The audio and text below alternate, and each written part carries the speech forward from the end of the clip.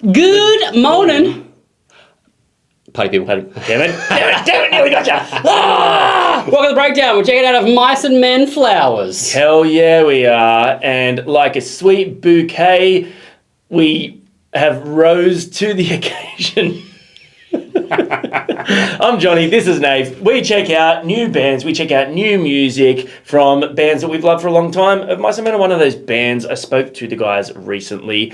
Fantastic chat, fantastic dudes. They've been around for a long time and they're still doing the thing and they're doing it so well. This is a band I think is entirely underrated in the current metalcore world. We put a thing out a few weeks ago asking for the top vocalists, and one of the ones that we saw come up and I think was such a good call was Aaron from Of Mice and Men. This is a dude that has a absolutely iconic clean voice but screams as heavy as anyone. That's range. He's underrated. You should check out more of Mice and Men. There, I said it. Also, you kept talking then, but I wanted to make more flower jokes. Okay, settle pedal. Nah, that's a shit one. No, it's not. I was going to talk about, because you said something. I was like, oh, some days he's good, some days he's not. Daisies? Yeah. I thought that would have been great, but you kept fucking rambling, and I didn't get a chance to say it, but it was stuck in my head. And what are you thinking now? Come on, get me another one. I can see you ticking over. I'm thinking that this channel has stemmed from our friendship and we should continue. I wanted to have more actual flower ones, because we've done all the stems and leaves it alone and all those ones. Well, do you reckon this will be heavy or a little bit more poppy? Oh, good. Thanks for hanging out with us.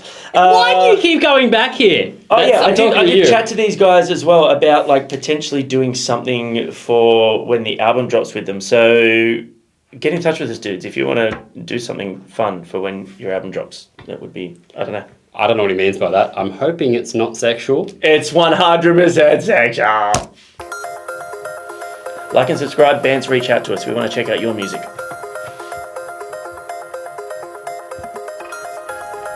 Oh, this is some wholesome stuff. Way to ruin it.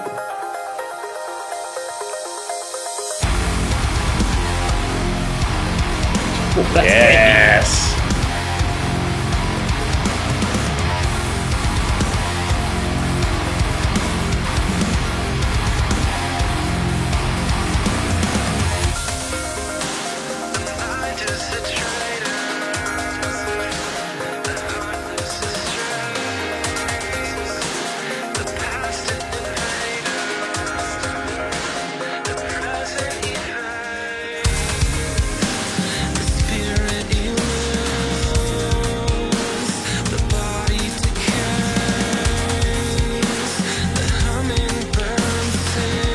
It's a really cool vocal approach. Did you say vocal effect? No, it said it's a really cool vocal approach for this song. It is quite different for what we know from them. Yeah, quite subdued, really nice and melodic. It definitely... I am loving this music video. I think that it's such a cool thing to see, to get a little bit of a peek into the window of a band's life, not only on stage, but backstage tour, what it's like to be a touring band, a touring musician with a family, the sacrifices that come with that, but also the cool shit like this, I know even from my perspective, doing what we do, having the opportunity to take my kids to see so many shows and be in an environment and be backstage and do things like a lot of people wouldn't get to experience. I think it's a really cool thing to see behind the curtain a little bit. Agreed.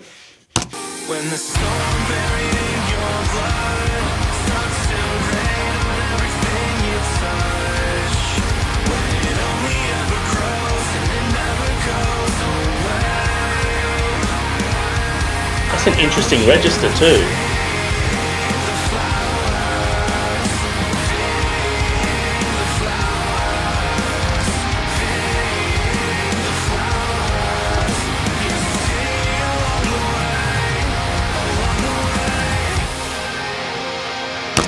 Have you noticed how many bands are talking about flowers at the moment in the heavy space? Stick to your guns. Yeah. Keep planting flowers. But the flowers never grow. Devil Wears Prada. Devil Wears Prada. Of Mice and Men. Of Mice and Men, there was... Poppy is named after a flower. Flowers. It's the second time I've used that joke. Yeah, well done. Clearly. Great, While She Sleeps. There's a bunch of bands that have been referencing flowers in the past 12 months. Okay. What do you think? I don't know if there's a connection there. I don't know. Maybe like it's a focus Bro, I'm telling you, on growth and... Nah, we live in the Matrix, man. We're all being controlled. Well, that was shit.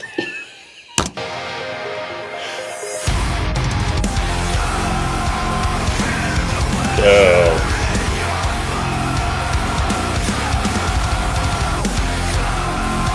God, is he a good drummer.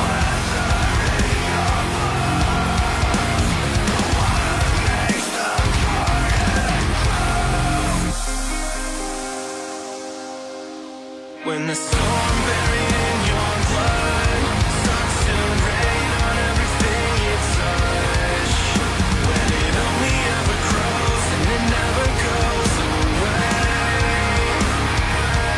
I hope you feed the flowers, feed the flowers, feed the flowers.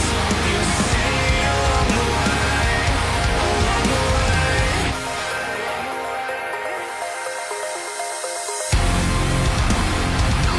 Just a traitor. That's a cool vocal tone.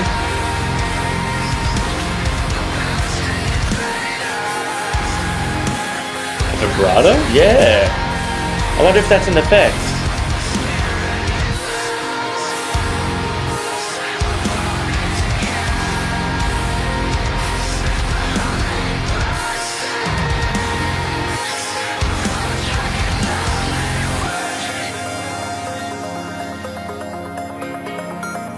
Oh, yes. Some wholesome shit.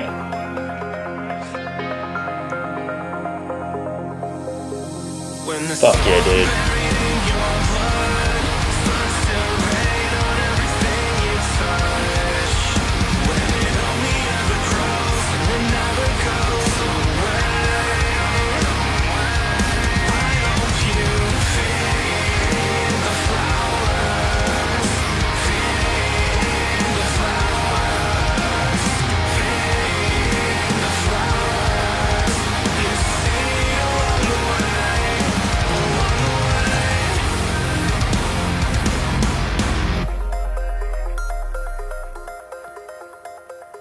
Yeah, very wholesome. Liked that.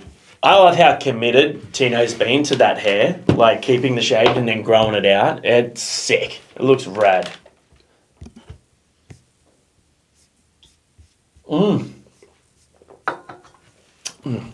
Yeah.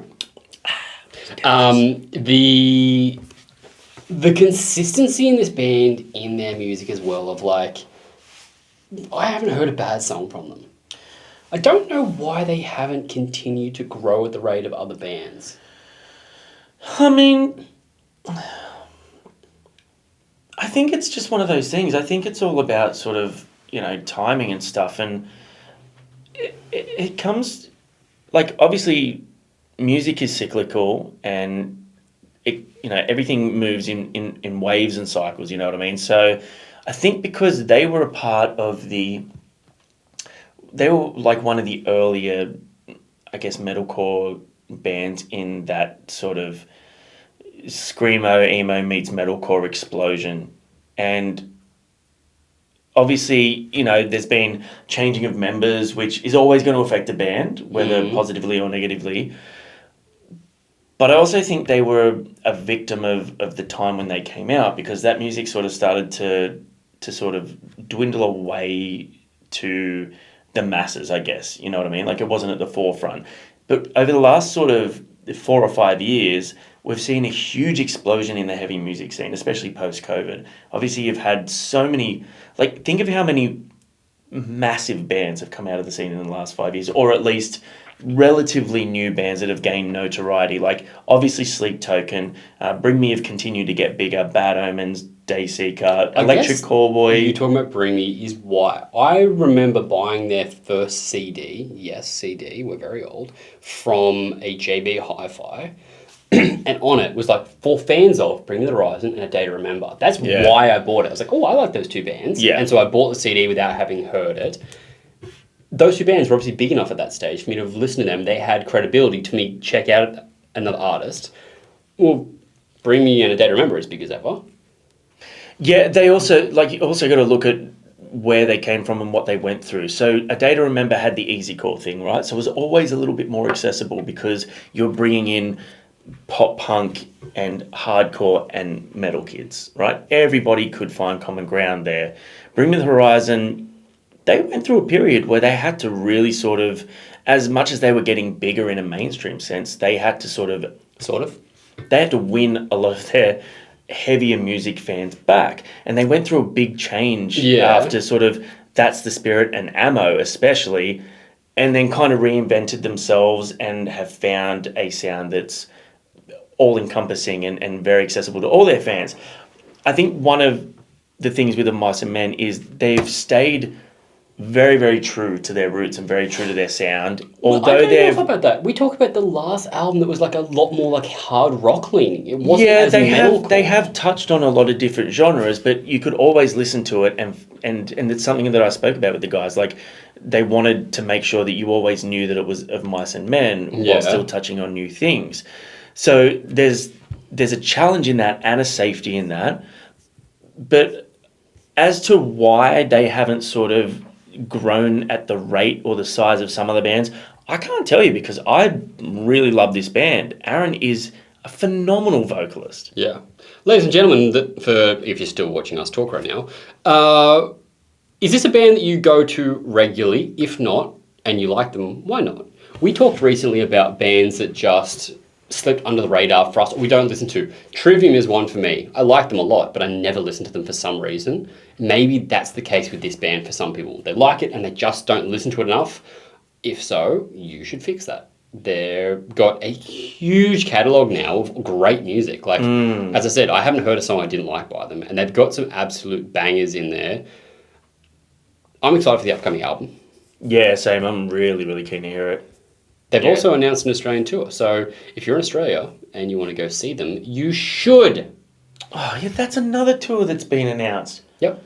That's so good. We are stoked that we were just talking about this. Well, we mentioned it in the last video, I think, and we've been talking about it off camera. Is like Australia is really, really far away. I don't know if you've ever been here. Not from us. We're there. We're pretty close. We're pretty close. It takes us about a second to get there. You ready? In Australia. Sorry. Are you apologising to me or to them, or just for how bad that was? Or? I should have apologised for that noise that just came out of my chest. Did you hear that? Pardon me. That's what the fizzy drinks will do to you. We've just had, obviously, Electric Callboy, Nice Nine Kills, Baby Metal and Bloody Wood, Memphis Mayfire, Amberlynn, Poppy, Architects are coming, Metallica's here on the weekend, Evanescence are here.